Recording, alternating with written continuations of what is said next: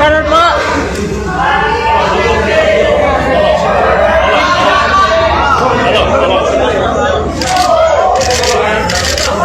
Mengagetkan akun Twitter @agle_ben menyuitkan tentang kondisi Ferdy Sambo ketika sedang diperiksa. Katanya Ferdy Sambo mengamuk dan berteriak serta mengancam akan membongkar semua yang ia tahu jika ditetapkan sebagai tersangka. Di sisi lain, akun Twitter buronan Polri juga pernah menyuitkan tentang Ferdy Sambo yang merupakan bendahara mafia judi online, tetapi keterangan tersebut belum tentu kebenarannya. Sedangkan Baradae dalam pengakuannya, mengatakan bahwa tidak ada adegan tembak antara dirinya dengan Brigadir J, sehingga adegan baku tembak itu adalah rekayasa semata. Baradae juga berkata, bahwa banyak keterangan bohong yang ia ucapkan. Kasus kematian Brigadir J bisa saja menjadi bom waktu bagi Polri, semua kebusukan-kebusukan yang ada di dalamnya lambat laun akan terbongkar. Tentu saja, pengusutan kasus kematian Brigadir Nofriansyah Yosua Huta Barat alias Brigadir J makin menarik sorotan publik.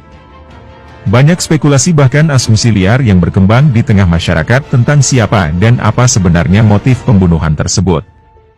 Terkait masalah ini, salah satu akun Twitter bernama @agle_ben bahkan membuat cuitan yang juga menarik perhatian banyak pihak. Ada beberapa cuitan yang diposting @agle_ben, mulai dari desakan kepada Presiden Jokowi untuk mengganti Kapolri hingga tentang kondisi Irjen Ferdy Sambo di Makobrimob. 10 menit YG lalu ada YG bilang ke aku bahwa Sambo mengamuk di sebuah ruangan, sambil berteriak, dia menebar ancaman untuk membuka semua YG dia tahu jika ditetapkan sebagai tersangka. Makanya dibawa ke Makobrimob. Apa benar ceritanya ini Pak Kapolri? Listio Sigit, cuitnya. Lalu pada cuitan terbarunya, @agle_ben menyinggung soal satuan tugas yang dikepalai oleh Irjen Ferdy Sambo. Begini cuitannya. Satgasus Polri YG dikepalai oleh Sambo ini adalah tim penebar teror. Dihuni oleh sekelompok polisi barbar. Tapi Kapolri terkesan membiarkan. Maka, untuk membersihkan institusi ini dari para bajingan berseragam, Presiden Jokowi harus ganti Kapolri Listio Sigit, tulisnya. Sementara itu, diketahui bahwa saat ini Irjen Ferdy Sambo telah ditahan di Makobrimob dan masih akan menjalani pemeriksaan oleh Komnas HAM. Di samping itu, Menko Polhukam Mahfud MD menyebut akan ada satu tersangka baru dalam kasus ini. Tim Sus bentukan Polri atas kasus ini juga telah menyampaikan bahwa pihaknya akan mengumumkan siapa tersangka selanjutnya yang dijadwalkan pada Rabu, 9 Agustus 2022 hari ini. Lebih lanjut, dalam pembunuhan berencana Brigadir Joshua mengarah ke Ferdy Sambo, Mabes Polri, mohon bersabar dulu. Dengan ditetapkan menjadi tersangka 2 ajudan Irjen Ferdy Sambo dan istrinya, Putri Chandrawati terkait pembunuhan berencana terhadap Brigadir Joshua. Kini dalam pelaku pembunuhan Brigadir Joshua sudah mulai terbongkar alias mengarah ke Irjen Ferdy Sambo. Belum lagi Irjen Ferdy Sambo saat ini sudah dilakukan penahanan perihal kasus pelanggaran kode etik.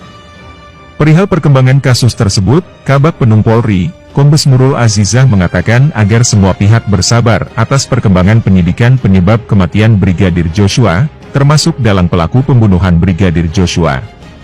Kasus Brigadir Joshua.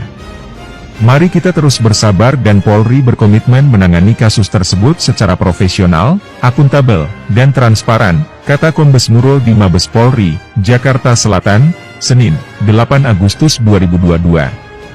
Kombes Nurul juga meminta agar masyarakat bersabar dan tak berspekulasi kemana-mana terkait kematian Brigadir Joshua. Sebab, kata dia, pada saat penyelidikan dan penyidikan rampung dilakukan tim Sus bentukan Kapolri, barulah kasus tersebut akan dibuka semuanya ke publik. Jadi kita harus bersabar dari pihak tim Sus nanti akan menyampaikan semuanya, tegasnya. Sementara itu, IPW sebut Satgasus yang diketuai Ferdy Sambo sebagai geng mafia di tubuh Polri. Ketua Indonesia Police Watch, IPW, Sugeng Teguh Santoso menyebut adanya sebutan geng mafia di tubuh Polri. Geng mafia itu menurut Sugeng adalah satuan tugas khusus, Satgasus, yang diketuai oleh Kadif Propam nonaktif Ferdy Sambo. Sugeng menyebut geng mafia ini memiliki kekuasaan dan kewenangan yang cukup besar. Namun, mereka menyalahgunakan keperuntukan wewenangannya tersebut. Ini yang menjadi catatan saya, bahwa di dalam kepolisian diduga terdapat geng mafia, yang memiliki kekuasaan yang cukup besar atas kewenangan yang diberikan tetapi kemudian wewenang tersebut disalahgunakan. Kami mendeteksi bahwa beberapa nama tersebut masuk di dalam satu tim yang dinamakan Satgasus. Ini diketuai Ferdy Sambo dan beberapa orang juga terlibat, kata Sugeng. Sugeng mengatakan di dalam Satgasus tersebut termasuk diantaranya tersangka Baradae dan Brigadir R. Sebelumnya, Inspektorat Khusus, Irsus, juga melakukan pemeriksaan terhadap 25 personel polisi terkait kematian Brigadir J. Menurut Sugeng, dari 25 personel Polri tersebut juga masih dimungkinkan masuk dalam Satgasus tersebut. Ada Baradae, Brigadir Riki bagian dari Satgasus, kemudian yang ditangkap dan ditahan dari 3 Polres Jakarta Selatan dan 1 dari Polda Metro Jaya juga dari Satgasus. Nah, harus diteliti 25 orang ini apakah kemudian juga dari Satgasus. Saya duga masih ada kelompok lain, jelasnya. Mengenai 25 personel Polri yang diperiksa oleh Irsus tersebut terkait pelanggaran kode etik dalam penanganan kasus Brigadir J. Bagi Sugeng, kasus ini telah menunjukkan adanya satu solidaritas ngawur.